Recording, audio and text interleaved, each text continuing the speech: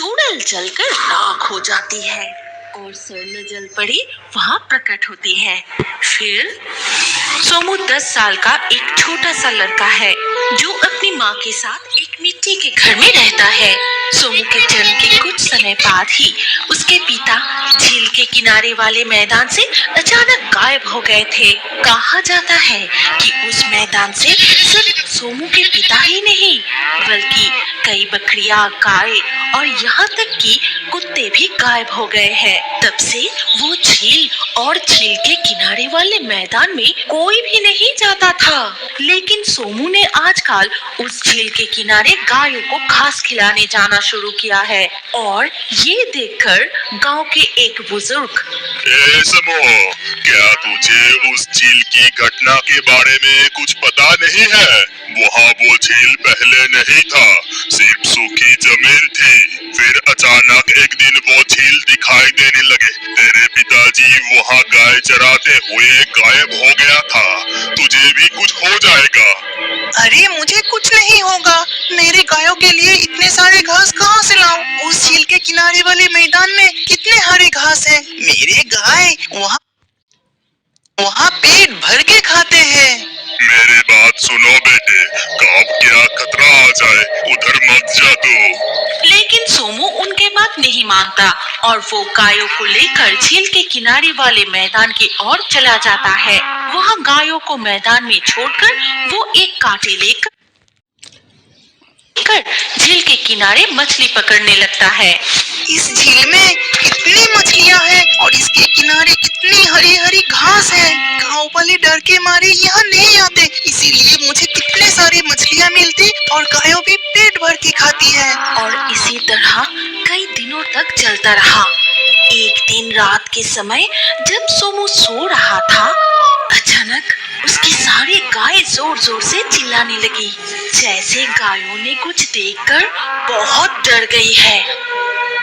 अरे इतनी रात को सारी गाय चिल्ला क्यों रहा है? अचानक इन्हें क्या हो गया?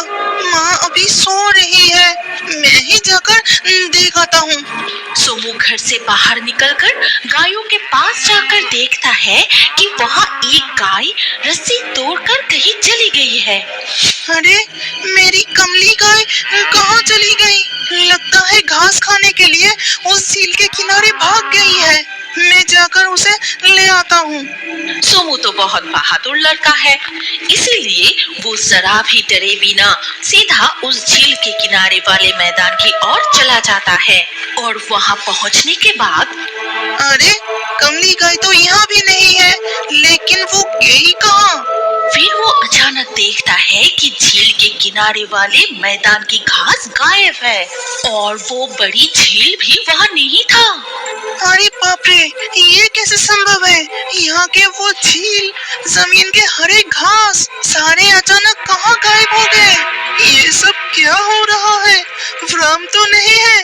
ठीक उसी समय अचानक से एक तेज तूफान चलने लगी। उस तेज तूफान ने जैसे सोमू को वहाँ से हटाने की कोशिश कर रही है।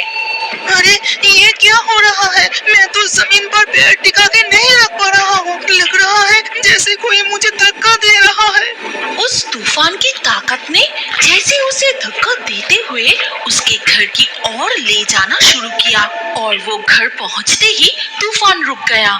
सोमू को कुछ भी समझ नहीं आया। वो अपने बिस्तर पर जाकर लेट गया। अगले दिन सुबह, सोमू, बेटा सोमू, इतनी देर तक सो रहा है, क्या गायों को आज घास खिलाने नहीं ले जाएगा? सोमू जल्दी उठकर बिस्तर पर बैठता है और अपनी माँ से कहता है, हाँ माँ, जा रहा हूँ। क्या देर हो गया? ठीक है, मैं अभी जाता हूँ। पता है सोमू, कमली गाय आसपास कहीं भी नहीं मिल रहा है, सिर्फ उसकी रस्सी पड़ी हुई है। तू झील के किनारे जाके एक बार देख तो बेटा। पता है माँ, उस दिन गोपाल दादाजी पिताजी के बारे में कह के उस झील के किनारे वाले मैदान में जाने के लिए मना कर रहे थे। अच्छा माँ, मैं जो जाता हूँ तुम्हें डर नहीं लगता?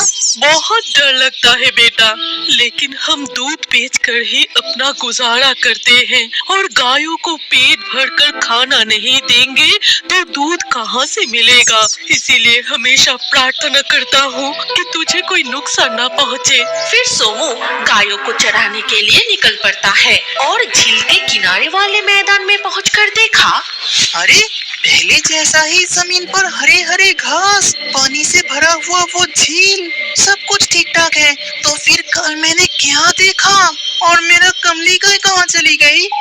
बहुत खोजने के बाद भी कमली गाय को नहीं पाया गया। सोमू पूरे दिन झील के किनारे बैठकर सोचता रहा और उसी दिन आधी रात को सोमू बिना अपनी माँ से कुछ कहे चुपके से घर से निकलकर झील के किनारे वाले मैदान के पास आता है और एक पेड़ के पीछे छुपकर देखता है कि झील का पानी तेजी से घूमने लगा है। अरे बाप रे, ये तो झील के पानी से एक स्वर्ण जलपरी निकल के आई। सोमू और देर किए बिना दौड़कर उस सुनहरी जलपरी के सामने जाता है। तुम कौन हो? क्या तुम हर रात झील के पानी से निकल आती हो? मैं सुनहरी जलपरी हूँ। एक चुड़ैल अपनी जादुई शक्ति से मुझे इस झील में कैद करके रखा है। वो हर रात यहाँ वहाँ शिकार करती है, कभी कभी यहाँ भी आती है, तब मुझे उस चुड़ैल के लिए शिकार लाना पड़ता है। अच्छा, तो तुम ही हो जो मेरे कमली गाय को पकड़ के रखा है? हाँ, वो चुड़ैल कल यही थी। उसी के खाने के लिए तुम्हारी कमली गाय को मैं ले आई थी। अब तुम यहाँ से चले जाओ, वो चुड़ैल कभी भी आ सकती है। सोमू उस दिन के लिए वहाँ से लौट आता है, लेकिन रात में फिर उसकी गाय डर के मारे चिल्लाने लगती है। तब वो जल्दी से घर के बाहर निकलकर देखता है कि मंगला गाय वहाँ नहीं है। सोमू दौड़कर फिर से झील के किनारे वाले मैदान के पास जाता है और छिपकर देखता है कि वहाँ झील और घास कुछ भी नहीं है। वहाँ सिर्फ सुनहरी जलपरी खड़ी है। क्या वो चुड़ैल आज भी यहाँ था स्वर्ण जलपरी, और वो मेरे मंगला गाय को भी चुरा लिया क्या? हाँ, लेकिन तुम यहाँ क्या कर रहे हो? यहाँ से चले जाओ, नहीं तो वो चुड़ैल तुम्हें भी। नहीं, मैं यहाँ से नहीं जाऊँगा। तो मुझे बताओ कि उस चुड़ैल को कैसे सजा दी जाए और तुम्हारी मुक्ति कैसे होगी? इस पूरे मैदान के घास ही उस चुड़ैल के सिर के बाल हैं, उनमें ही उसकी जान छिपी हुई है। अगर तुम एक दिन के अंदर शाम होने से पहले ही सारी घास काटकर उसे जला सकते हो तो वो चुड़ैल मर जाएगी, लेकिन तुम किसी की मदद नहीं ले सकोगे और किसी को कुछ बता भी नहीं सकोगे। सोमू ये सुनकर फिलहाल घर लौट आता है, लेकिन सुबह होते ही वो उस मैदान में घास काटना शुरू कर देता है। दिन चढ़ने के साथ तेज धूप की गर्मी से उसका शरीर जलने लगता है, लेकिन वो बिना रुके घास काटता ही रहता है। ए समो, पागल हो गए हो क्या? इतनी धूप में घास क्यों काट रहा है? इस कड़ी धूप के वजह से तो बेहोश भी हो सकता है। सोमू उसकी बात का जवाब नहीं देता, वो हाथ चलाकर घास कटता रहता है। ये देखकर गोपाल दादाजी वहाँ से चले जाते हैं। इसके बाद उसकी माँ वहाँ आकर, ओ सोमू, मेरे बच्चे घर चल। पूरे दिन तूने कुछ नहीं खाया, एक बूंद पानी तक नहीं पिया, इतनी सारी घास का क्या करेगा? मेरे बच्चे घर चल। सोमू माँ की बात का भी कोई जवाब नहीं देता, वो घास काटता ही रहता है। इस तरह घास काटते काटते जब लगभग शाम हो जाती है, तब अचानक एक भयंकर तूफान उठता है और चारों ओर धूल से भर जाता है। सोमू समझ जाता है कि क्या होने वाला है।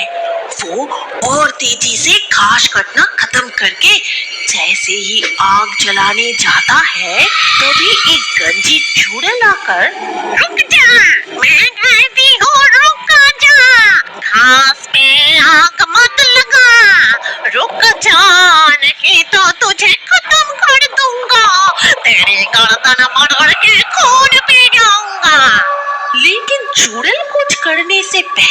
ही सोमू उस घास में आग लगा देता है और चुड़ैल